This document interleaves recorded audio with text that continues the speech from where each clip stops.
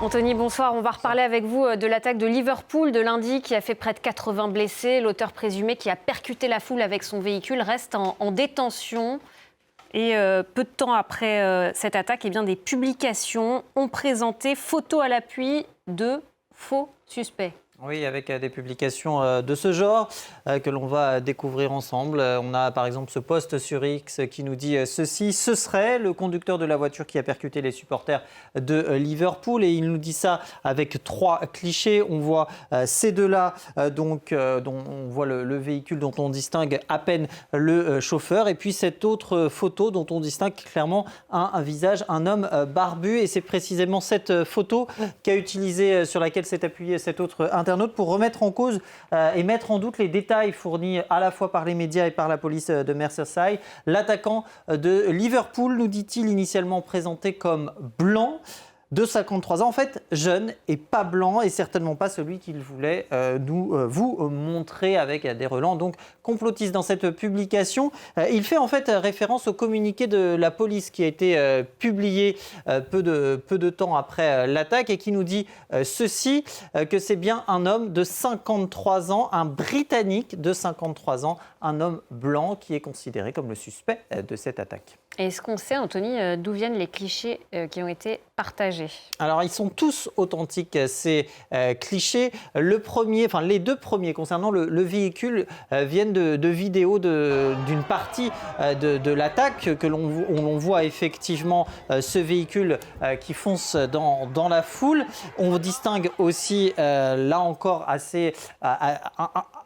on distingue le conducteur du véhicule. Donc ça, c'était pour ce qui était les deux premiers clichés. Et puis le troisième cliché, celui-ci, l'homme barbu dont je vous parlais tout à l'heure, en fait, c'est issu d'une vidéo que l'on peut retrouver sur les réseaux sociaux. Et cette vidéo, en fait, cet homme, il est bien à Liverpool et il est bien le jour de l'attaque. On est quelques instants avant, vous le voyez, ce Scouser, donc cet habitant de Liverpool, comme on dit, eh bien, on le voit s'amuser un peu, on le voit aussi klaxonner. Il a même emprunté la casquette d'un policier visiblement absent et il disperse à sa manière une foule, on l'entend plutôt réceptive.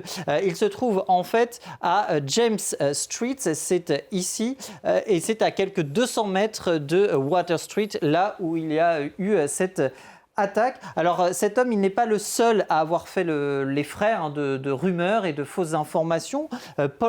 Peter Cunningham, par exemple. Il faut savoir que cet habitant de Liverpool, ce Britannique, a vu sa photo de profil Facebook utilisée, partagée sur les réseaux sociaux pour le présenter, à tort bien évidemment, comme étant le conducteur de ce véhicule qui a causé ces blessés à Liverpool. Cet habitant de Liverpool qui raconte cela à nos confrères de la BBC, il explique comment il a reçu des messages, des appels de ses proches, de sa famille également, qui s'inquiétaient bien évidemment et qui voulaient savoir ce qu'il en était, avoir davantage de précisions sur ce qui passait. Lui qui au moment des faits travaillait et qui raconte et que face à l'ampleur que cela a pris, a demandé à ce que ses enfants soient transférés dans une autre maison, en tout cas à un autre endroit à ce moment-là, tout simplement parce qu'il craignait pour leur sécurité. Et si la police de Liverpool a divulgué assez rapidement les détails sur le suspect de l'attaque, ce n'est pas un hasard. Non, effectivement, la police a communiqué avec une rapidité assez inhabituelle.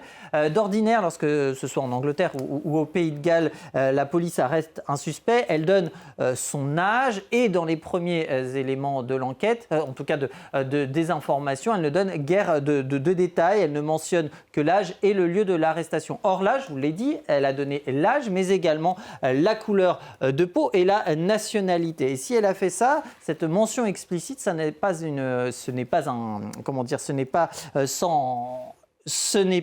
un hasard, je vais y arriver. Souvenez-vous, l'été dernier, nous sommes à Southport, nous sommes à une trentaine de kilomètres de Liverpool. Southport a lieu une agression au couteau. 3 fillettes perdront la vie, il y aura aussi des blessés. Dans la foulée de l'attaque, faute de détails donnés par la police, cette attaque est attribuée à un migrant, un demandeur d'asile plus précisément. Or, il n'en est rien puisque l'auteur de cette attaque est un ressortissant britannique. Il est né au Pays de Galles.